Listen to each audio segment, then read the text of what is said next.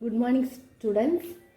12th maths la chapter 6 applications of vector algebra chapter la 9th sum பார்க்க போறோம். Show that the points மூணு points கொடுத்திருக்காங்க 2 3 4 -1 4 5 8 1 2 அது வந்து கொலினியர்னு சொல்லி ப்ரூவ் பண்ண சொல்லியிருக்காங்க. அதை வந்து நம்ம ஏன்னு எடுத்துக்க போகிறோம். அடுத்து பி, இதை வந்து சின்னு எடுத்துக்க போகிறோம். ஃபஸ்ட்டு சொல்யூஷன் போட்டு நீங்கள் கொடுத்துருக்க கிவன் எழுதிக்கோங்க. நீங்கள் என்னென்ன அசியூம் பண்ணுறீங்க, ஃபஸ்ட்டு ஒன்று வந்து ஏ. அப்போது லெட் த பாயிண்ட் ஏ வந்து 2 3 4. அடுத்து பி வந்து என்னது -1 4 5. அடுத்து சி வந்து என்னது 8 1 2.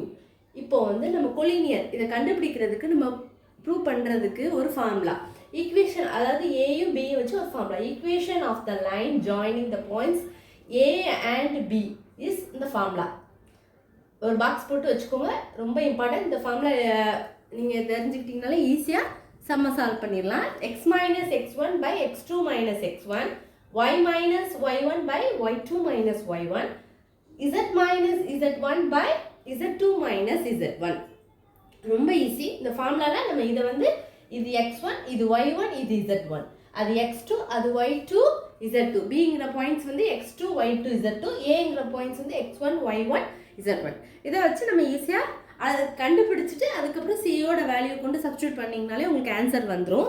இப்போ இந்த ஃபார்முலாவை எழுதுனதுக்கப்புறம் நெக்ஸ்ட் ஸ்டெப் என்ன பண்ணணும்னா x - 2 by -1 - 2 equal to y - 3 by 4 - 3 equal to z - 4 by 5 - 4. அதாவது x1 y1 z1, x2 y2 z2 value substitute பண்ணியிருக்கோம். இப்போ இது ரெண்டையும் சப்ட்ராக்ட் பண்ணும்போது உங்களுக்கு -3 கிடைக்கும். 4ஐயும் 3 சப்ட்ராக்ட் பண்ணும்போது 1 கிடைக்கும். 5ஐயும் 4ஐயும் சப்ட்ராக்ட் பண்ணும்போது 1 கிடைக்கும். உங்களுக்கு இதை வந்து ஃபஸ்ட்டு ஈக்குவேஷன் நம்பர் ஈக்குவேஷன் 1ன்னு போட்டு எழுதிக்கோங்க. நெக்ஸ்ட்டு இந்த பாயிண்ட் இன்னொரு பாயிண்ட், இப்போ ஏபி அந்த பாயிண்ட்டை வச்சு தான் ஒரு ஃபார்முலாவுக்கு போட்டு நம்ம இதை கொண்டு வந்திருக்கோம். அடுத்து சி ஒரு பாயிண்ட் இருக்கா, சியோட பாயிண்ட்ஸ் என்னெல்லாம் 8 1 2.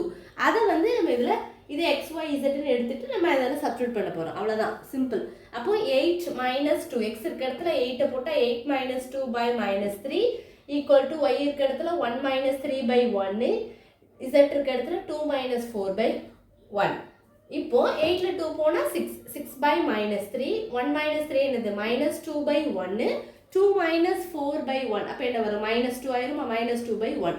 இப்போ எல்லாம் கேன்சல் பண்ணிங்கன்னா இதுவும் -2, இதுவும் -2, இதுவும் -2.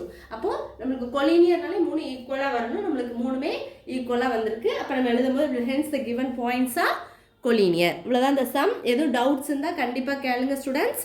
தேங்க்யூ.